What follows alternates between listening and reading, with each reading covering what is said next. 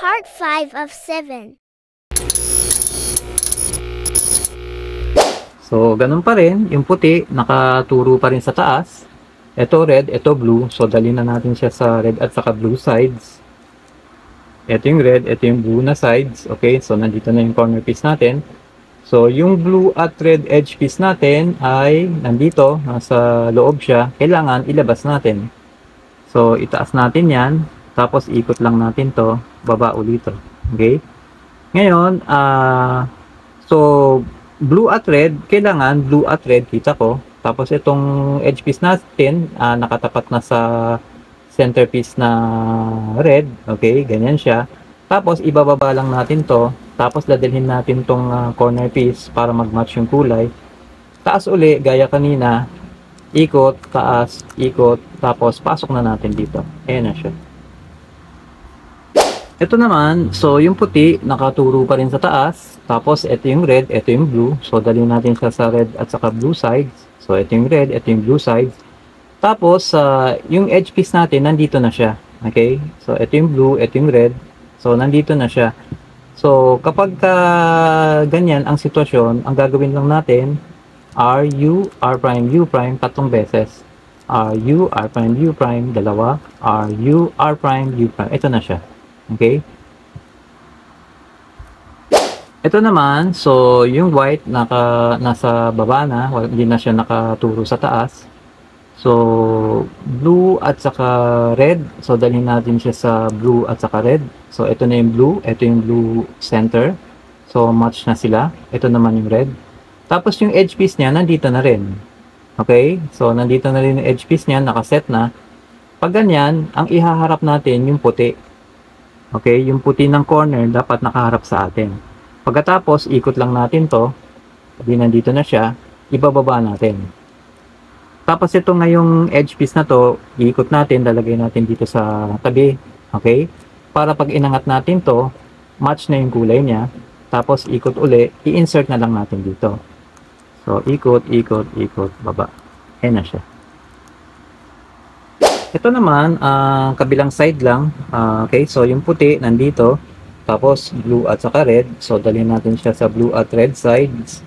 Ito yung blue side, ito yung red side. So, nandito na yung corner piece natin. Tapos, yung edge piece natin, okay na, nakaset up na siya. Ngayon, ang ihaharap natin yung puti. Okay? Kailangan nakaharap sa atin yung puti. Pagkatapos, ikot lang natin yan. Okay? Tapos, ito, ibababa natin. Okay? Tapos, ito, ikot lang natin yung edge piece. Yan. Tapos, itong corner piece, itataas uli natin. Ayan. So, nag-match na yung kulay. Tapos, ikot lang natin. So, nandito na siya. Okay? Ipapasok na lang natin dito. Okay? So, U, R, U prime, R prime. Ayan na siya. Okay? So, kabilang side lang to, bag.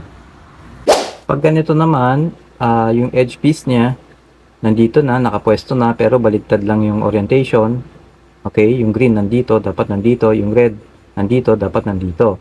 Tapos yung corner piece niya, white, green at saka red, nandito na rin sa ibabaw niya. So, kailangan nandito siya sa baba. So, ang pwede natin gawin dyan, ikot to, tapos U, tapos ibaba to, R prime. So, nandito na siya. Ngayon yung edge piece nandito na. So, pwede natin ilayo yan, itaas to, ibalik to, ibaba para magsama sila. Okay? Pagkatapos, ilayo to, itaas to, ibalik to, ayan, magkakasama na, pwedeng ibaba. Ayan, ayan na siya. Green, red, tapos white. Okay? Buo na siya. Ngayon naman, pag nasa kabilang side siya, yung puti nandito, nasa kaliwa. So, ito na yung edge piece niya. Salungat yung kulay, baligtad yung orientation. Ito yung green, ito naman red, ito naman green. Okay? So, baligtad siya. Tapos ito naman yung corner piece natin, ito yung red, ito yung green. So yung white nakaturo dito sa kaliwa naman. Okay? So pag ganyan, ganito lang gawin natin. L prime, U prime, L. So nandito na yung corner piece, nakaset na. Tapos yung edge piece naman nandito, nakaset na rin, nagmatch na sila ng kulay ng centerpiece, yung green niya. So nagmatch na. Tapos ilayo muna natin yan. Itaas to, ibalik, ibaba. So ito na yon. Ilayo uli para mataas to, para mabalik to, sama na sila ng green. Tapos pwede na natin ibaba. Ayan na siya. So ito yung green, ito yung red, ito yung white. Okay? So okay na siya. So, huwag kalimutang mag-subscribe.